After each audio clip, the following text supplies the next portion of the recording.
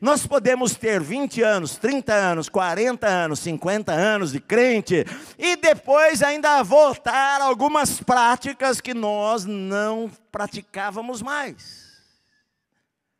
Você está me entendendo? Todos nós, você pode ter 50 anos de crente, receber uma má notícia e bater as suas canelas. Ficar com medo. Medo de morrer, medo do que vai acontecer, medo do futuro, medo do amanhã, que vai ser da nossa vida, que vai ser disso, que vai ser daquilo. O ser humano às vezes tem medo das coisas, e foi o que motivou Abraão. O que motivou Abraão foi o medo. Ele ficou com medo do que iria acontecer, ao invés de ele novamente confiar em Deus, como ele estava aprendendo a fazer, que nosso Deus é poderoso, nosso Deus é soberano, nosso Deus controla todas as coisas, nada vai acontecer comigo sem a permissão de Deus. Ao invés de ele crer no Senhor, ele resolveu, veio à mente dele de fazer alguma coisa que ele já havia feito antes para livrar a sua pele, mesmo sabendo que da primeira vez não deu muito certo. Primeira vez que ele fez isso, ele saiu escorraçado do Egito, envergonhado do Egito. Deveria ter aprendido. Mas às vezes os velhos hábitos, sabe? Houve um incêndio em um convento. O convento pegou fogo. As freiras todas lá no terceiro andar, não tinha como sair, a única saída era a janela. Elas arrancaram aquelas vestes delas, né, os hábitos, e elas amarraram uma veste na outra, e elas fizeram tipo uma corda até lá embaixo, e desceram segurando naquilo lá. Amarraram e desceram pela janela. Depois que todas estavam salvas, alguém perguntou para elas: vocês não tiveram medo de que a roupa, o hábito de vocês rasgassem? E elas falaram assim: hábitos velhos são difíceis de quebrar. É verdade. Quando a gente às vezes adquire alguns hábitos em nossa vida, é difícil de quebrar alguns hábitos. De vez em quando, aquelas velhas atitudes podem querer tomar o lugar da atitude correta que nós estávamos tendo. Então, a princípio não era, digamos, totalmente uma mentira. Era meia verdade. Agora, qual que era a intenção dele? Sabe por quê? Porque Deus olha muito mais para a intenção do que nós fazemos, do que pelo que realmente nós fazemos. A intenção de Abraão era enganar, era salvar a sua pele. Era que o outro rei lá não o matasse, ou que alguém não o matasse para ficar com a sua esposa. E ele, com medo, ele mentiu. Mentiu. Pastor, ele só omitiu. Mas é evidente que o mundo está sendo preparado para o anticristo. É evidente. E o anticristo vai perseguir os crentes. A igreja vai ser arrebatada antes, mas vai ficar uma igreja meia boca aí. Vai ter muita gente.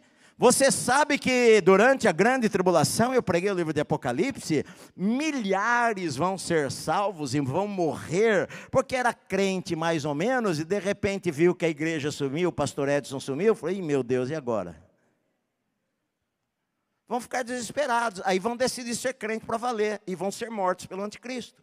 Isso é o que vai acontecer, a Bíblia diz isso.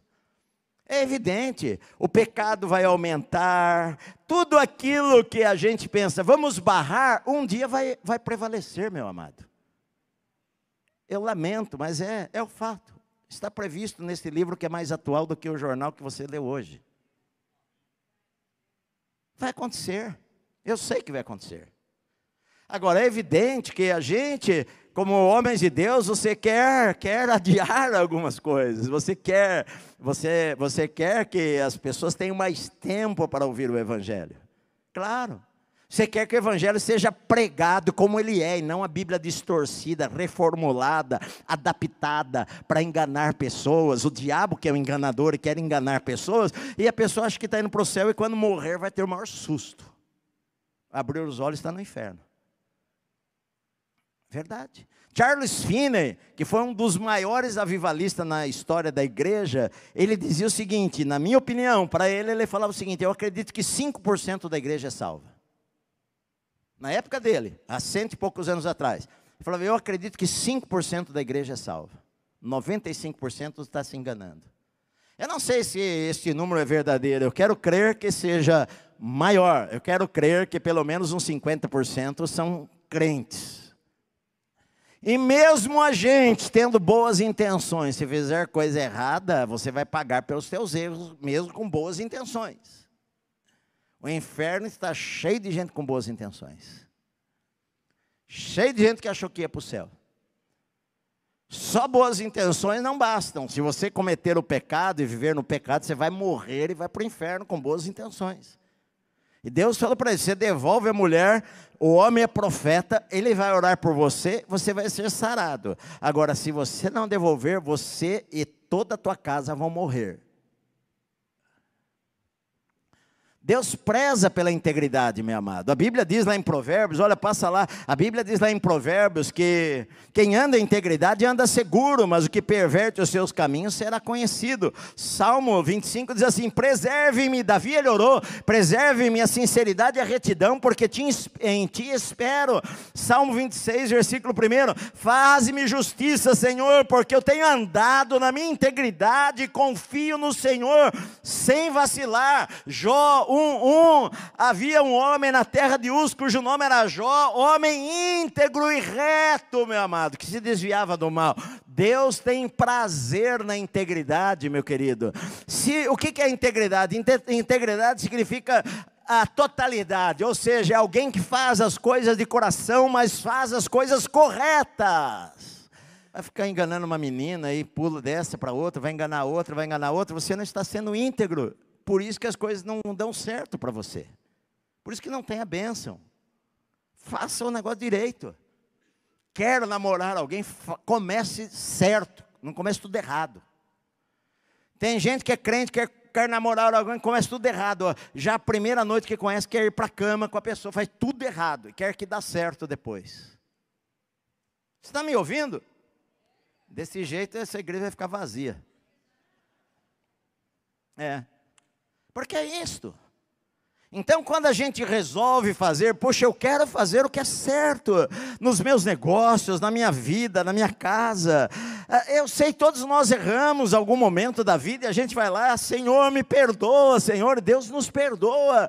Mas o desejo do cristão é fazer o que é certo, meu amado. Às vezes um ímpio pode ter temor de Deus mais do que um crente.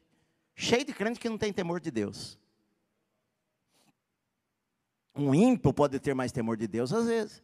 E às vezes um ímpio pode agir mais correto do que um crente. Está cheio de crente 171, cheio de crente, cheio de engano, cheio de crente malandro.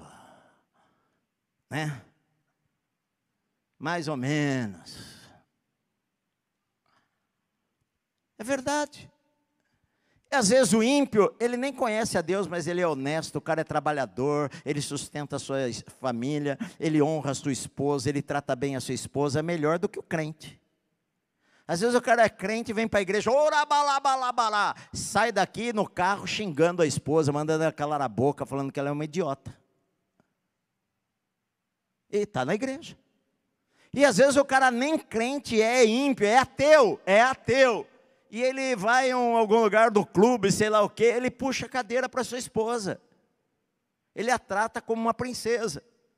Então, meu amado, às vezes a gente tem que aprender uma lição de incrédulo bater na gente. Bater na gente. Para a gente refletir como é que a gente está vivendo. Às vezes as coisas ruins até podem acontecer para que a gente pense, eu tenho sido muito crente mesmo, mais ou menos. Como eu tenho vivido? Às vezes está num estado ali, né? Está tudo bom. A gente ganha demais troféu do mundo.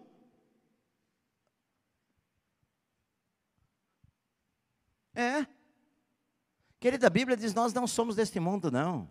Aqui não é nossa pátria, nós estamos aqui de passagem.